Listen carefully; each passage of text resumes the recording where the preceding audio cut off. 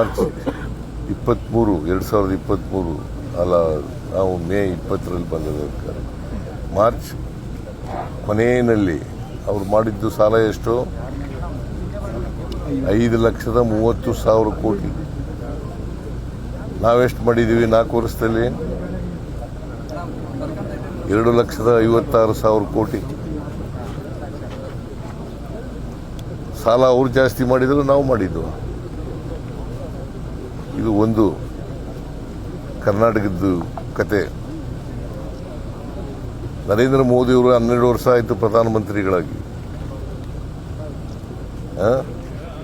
12 ವರ್ಷ ಆಯಿತು. ಅವರು ಅಧಿಕಾರಕ್ಕೆ ಬಂದಾಗ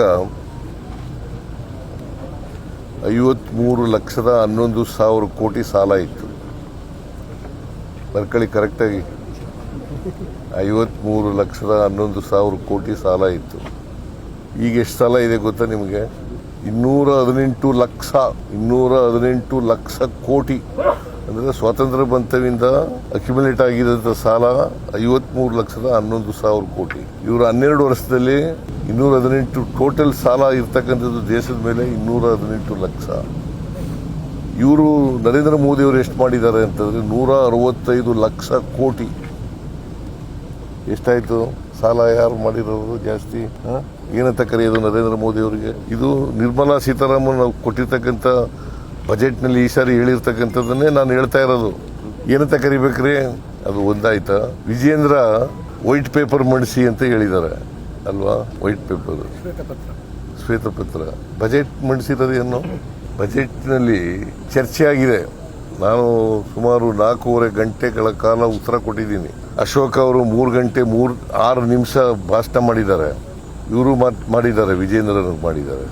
ಉತ್ತರ ಕೊಟ್ಟಿದ್ದೀನಲ್ಲ, ಅಲ್ಲಿ ಎಲ್ಲ ವಿವರವಾಗಿ ಹೇಳಿದ್ದೀನಲ್ಲ.